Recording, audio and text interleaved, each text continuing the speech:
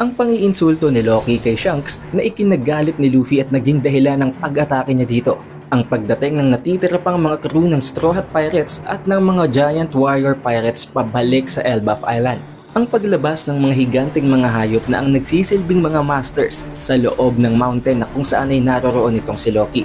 At ang katotohanan ng kung ano talaga ang nangyari sa gitna ni Shanks at ng Accursed Prince. What is up you guys? Welcome to Anime Updates PH at sa video na ito ay tatalakay natin ang full chapter review para sa chapter 1131 ng One Piece. Don't forget to leave a like, subscribe and ring the bell button para matik manonotify ka agad kapag nagkaroon tayo ng bagong video.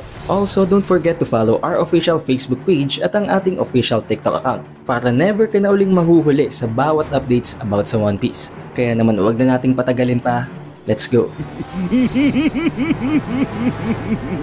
Ang chapter na ito ay pinamagatang Loki of the Underworld at sa pinakaunang parte ng kwento ay makikita natin na tuwang-tuwa itong si Luffy dahil finally nasa Land of Elbaf na nga sila. Nalaman niya yon dahil kinonfirm yon itong si Loki sa previous chapter habang ini-introduce pa nga ang kanyang sarili as the Sun God. Pero para kay Luffy hindi na yun importante, ang importante ay nakarating na sila sa Kingdom of Elbaf dahil napakatagal na daw nilang gustong pumunta dito. Hindi lamang yon, ngayon lang daw siya nakakita ng napakaraming mga higante and almost as if lahat ng bagay sa loob ng island na ito ay mga higante din. Na sinagot naman itong si Loki na maganda daw kung ganun, subalit hindi pa man lamang nakakatapos magsalita itong si Loki, sumingit na naman itong si Luffy. Habang sinasabing gustong gusto na din daw talaga ditong makarating nitong si Usopp ng napakatagal na at sana daw ay napansin din ni Usopp na nasa Elbaf na talaga sila. Sinabi din niya na ano daw ba ang bagay na nasa tuktok ng puno na pinagkakatalian nitong si Loki.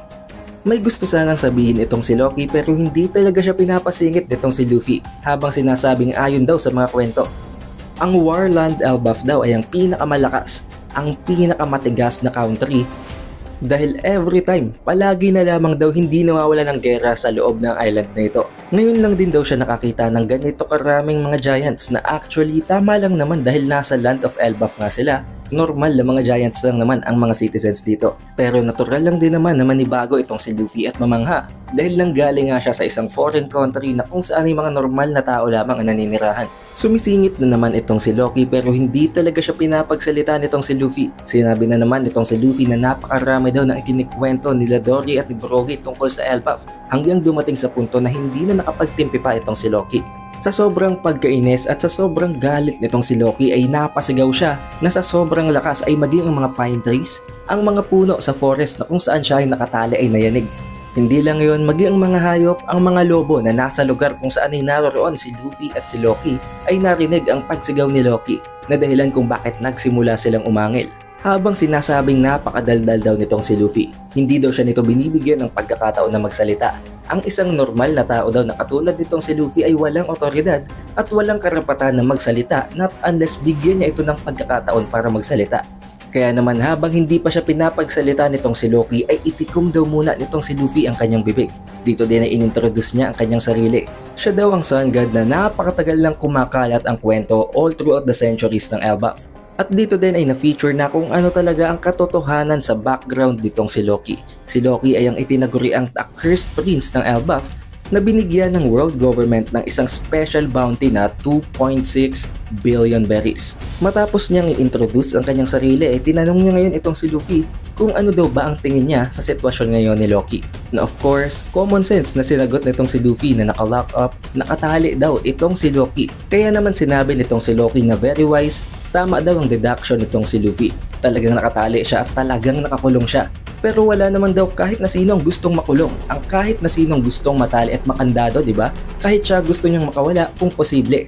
Na para bang dito ay dahan-dahan na nililin lang nitong si Loki si Luffy para pakawalan siya nito. Sinabi din nitong si Loki na 6 years na pala siyang nakatali at nakalock up dito sa pinagkakatalian niyang puno. And unlike what we expected, although ginayang-ginaya talaga ito ni Oda sa Norse mythology, hindi ito ang Yggdrasil tree. Tinatawag nila ito na ang Adam's Treasure Tree. Ang puno na kung saan ay nakakandado at nakatali sa mga kadena itong si Loki. Dito din ay na-reveal na hindi normal na mga chains ang nagtatali kay Loki kung hindi ito ay ang mga kadena na gawa sa Sea Prism Stone na dahilan kung bakit constantly dinidrain nito ang kanyang strength and power kaya naman kahit nasa loob ng 6 years ay hindi talaga siya dito makawala. Isang bagay na inexpect na natin right from the start nung mabanggit pa lamang na itong si Loki ay gumagamit ng isang legendary devil fruit. Dahil kung normal na mga kadena lang ito, for sure wala itong kwenta, wawasakin ito ni Loki ng napakadali. At matapos ngang sabihin at i-explain nitong si Loki ang sitwasyon na kinalalagyan niya ngayon, gusto niyang magkaroon sila ng deal nitong si Luffy. Isang agreement na kung saan papakawala nitong si Luffy itong si Loki at gagawa naman ng isang pabor nitong si Loki si Luffy. An equal agreement para pumayag itong si Luffy na makatakas na siya finally. Since isang pirate itong si Luffy, sinabi nitong si Loki na kung pakakawalan siya nito ay wawasakin at i-annihilate nitong si Loki ang kahit na sinong isang pirate crew na kinamumuhian at ayaw na ayaw nitong si Luffy. Pero knowing nagawa nga sa Sea Prism Stone ang mga kadena, hindi yun basta-basta magagawa ni Luffy. Kaya naman sinabi din itong si Loki na ang susi sa kanyang mga kadena ay nakatago sa village. It seems like a fair trade pero hindi dito papayag si Luffy at alam na alam naman natin yun. Pero kung iisipin, napakatindi ng confidence nitong si Loki. Napakatindi ng pagtitiwala niya sa kanyang kakayahan to the point na talagang pinangako niya kay Luffy na kapag pinakawalan siya nito, wawasakin at i-annihilate niya ang isa sa mga pirate crews na ayaw ni Luffy. Knowing na napakadami ng mga pirate crews na napakalakas, tulad na lamang ng mga previous emperors, isipin nyo, napakalakas itong si Loki kung iisipin niya kaya niyang talunin ang mga yun. Na hindi naman nakakapagtaka dahil kinonfirm nga niya at sinabi niya na siya ang pinakamalakas na being sa loob ng Elbaf. At totoo naman yun dahil tulad nga ng binanggit ng Giant Warrior Pirates, kinailangan nila ang tulong ng lahat ng mga Giants para lamang mapigilan itong si Loki. Also, matapos ang lahat ng mga binanggit na ito ni Loki, idinagdag niya pa na ang lugar kung saan sila ay naroroon ngayon ay ang tinatawag nilang Underworld, ang pinakamababang level sa loob ng Elbaf. Ang lugar na kahit na sino sa mga Giants ay ayaw na puntahan dahil dito daw ipinapatapon ang mga kriminal. Ito ang kanilang nagsisilbing kulungan at ito na din ang kanilang execution ground. Dito na din sila pinapatay. Habang nakikita nitong si Luffy na may isang napakalaking higanteng kamay na naghahawak ng isa sa mga puno na parang bang isang laruan na stick lamang ito. Ipinagpatuloy naman itong si Loki ang pag-i-explain sa kung ano ang meron sa lugar na ito. Habang sinasabi na kung huhukayin daw nitong si Luffy ang snow o ang yelo, dito sa lupa ay makikita niya ang napakaraming mga buto-buto ng mga humans at ng mga giants. Habang ipinapakita ng higanteng ito ang lakas at ang kanyang strength habang winawasak ang isang pine tree, sinabi din itong si Loki na ang lugar na ito ay ang itinuturing na isang mythological na lugar, ang tinatawag nilang Primordial World. Isang lugar na kung saan nag-exist na ito ng tens of thousands of years na parang ito ang pinakaunang lugar kung saan ay nabuhay ang pinakaunang mga beings. Hindi lamang ang higanteng nilalang na ito ang nag-appear din ang napakarami pang mga halimaw, ang napakaraming mga higanteng mga hayop tulad na lamang ng isang higanteng boa, isang higanteng python, isang higanteng polar bear, isang higanteng gorilla, isang higanteng lobo na parang bang ito ay ang magsisilbing si Cerberus dito sa Underworld at ang hindi mawawala na ang parang bang kamukha ni Zunisha na isang higanteng mammoth. Sinabi na naman nitong si Loki na ang Underworld ang lugar na kung saan namatay na ang araw. Sinabi niya na namatay na ang araw hindi dahil sa patay na talaga dito ang araw. But I think isa itong metaphor. Dahil dito ay hindi na sumisikat ang araw at kitang-kita naman natin na hindi tumitigil ang pagbagsak ng snow sa lugar na to. Inintroduce din niya na sa bawat mountains sa loob ng Elbaf ay meron itong mga sarili-sarili nilang mga mountain masters. At yun ay ang mga higanteng hayop, ang mga higanteng halimaw na to. Ang mga ito ang nagsisilbing executioner sa loob ng Underworld at hindi daw alam nitong si Loki kung ano ang dahilan, kung ano ang motibo nitong si Luffy para bumaba dito. Pero ngayong lumabas at nag-emerge na ang mga halimaw na to, ang masasabi na lang niya kay Luffy ay mag-ingat dahil ang mga halimaw na ito ay mga kaibigan daw nitong si Loki magmula pa lamang ng isa siyang bata. At kung gagawan niya ng isang bagay na ikaiinis at ikagagalit nitong si Loki, pwede siyang atakihin ng mga higanteng hayop na to. Pero itong si Luffy hindi man lamang nakakaramdam ng takot, mas lalo pa siyang natutuwa at nakangiti pa siya. Dahil kung iisipin, way back nang nag-undergo pa lamang ng training itong si Luffy sa paggamit ng kanyang Devil Fruit, napakarami din ng mga higanteng hayop ang pinagpraktisan at kinalaban niya. Pero kung papansinin natin, hindi lamang ang mga higanteng hayop na ito ang mga alagad nitong si Loki. Meron ding maliliit na para bang mga human size na mga being. At tama kayo guys, mga tao talaga to. Sila ay ang mga tao na itinapon sa Underworld pero sa kagustuhan nilang mabuhay, nagsuot sila ng mga costumes, ng mga clothes na hindi magpo-provoke sa mga higanteng hayop. Dahil doon, kailangan nilang sumunod sa kanilang boss na si Loki. Nagsisilbi na sila ngayong mga servants ng Accursed Prince. Gusto pa nga sanang nakawan at kunan ng mga gamit ng mga taong ito si Luffy dahil hindi pa nila ito nakikilala, pero sinabihan siya ng isa sa mga taong ito na naka-costume na mag-ingat dahil ayaw na nilang makatulog muli. Tulad na lamang ng insidenteng nangyari nang makaharap nila at maka-encounter ang red-haired pirates at ang captain nun na si red-haired Shanks. Matapos marinig nitong si Luffy ang tungkol kay Shanks, agad siyang naintriga. Napukaw ang atensyon nitong si Luffy, subalit gulat na gulat naman ang mga taong ito nang makita niya na napakaamo kay Luffy ng mga mountain masters, ng mga higanting mga hayop, as if gustong gusto talaga siya nito. Kahit nagulat na gulat si Luffy habang tinatanong kung ano daw ang nangyari kay Shanks nang pumunta siya sa Elbaf, sinabi naman ng mga taong ito na mas gulat na gulat sila sa kung ano ang nangyayari ngayon. Dahil isipin nyo, naging executioners nga ang mga higanting hayop na ito sa Underworld. Subalit itong si Luffy, napakaamo sa kanya ng mga ito. Pero hindi lang ang mga tao ang nagulat, especially maging itong si Loki. Napatanong nga siya sa kanyang sarili kung sino daw ba ang human na ito. Pero dito ay tinanong talaga nitong si Luffy si Loki kung ano daw ang nangyari sa gitna nila ni Shanks. Nasinagot naman nitong si Loki nang tumatawa at nakangiti habang sinasabing isa daw duwag itong si Shanks. Dahil doon agad na nag-transform itong si Luffy sa kanyang Gear 4 form at nag-launch ng isang atake kay Loki. Matapos makita nitong si Loki ang kakaibang form na ito ni Luffy ay agad siyang kinabahan at natakot. Swerte na lamang nitong si Loki dahil kahit nakatali siya, nagawa niya pa rin may iwas ang ulo niya. Dito ay gulat na gulat ang mga tauhan at ang mga servants nitong si Loki, habang ito namang si Loki ay agad na pinipigilan itong si Luffy at sinasabing biro lamang yun. Isang joke lamang yun, kaya pinatigil niya itong si Luffy. Agad namang nag-revert back itong si Luffy papunta sa kanyang normal form, habang binabalaan si Loki na wag na daw siyang magbibiro ng ganon kahit na isang joke lang yun. Makikita din natin dito na maging ang mga Mountain Masters hindi napigilan itong si Luffy. Hindi nila magawang maipagtanggol ang kanilang kaibigan na si Loki, bagkus natatakot pa sila habang nakayuko sa harap nitong si Luffy.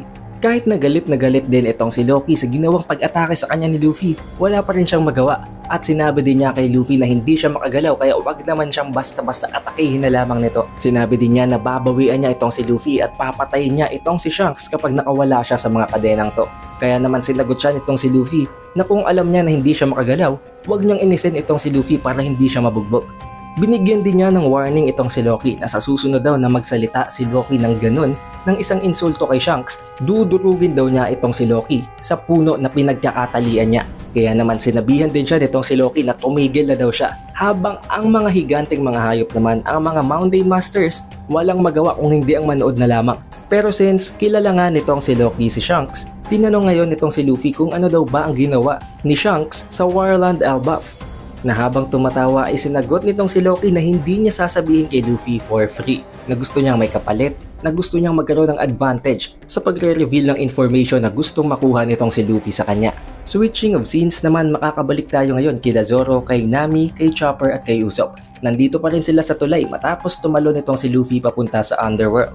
Takot na takot itong si Nami at si Usopp nang maramdaman nila na napakatindi daw ng pag-uga nang dinadaanan nilang wooden bridge. Kaya ginamit agad ni Usopp ang kanyang scoop para tingnan kung ano talaga ang nangyayari. At dito ay gulat na gulat sila nang makita nila na may isang higante palang nagmamadaling tumatakbo at dumadaan sa tulay.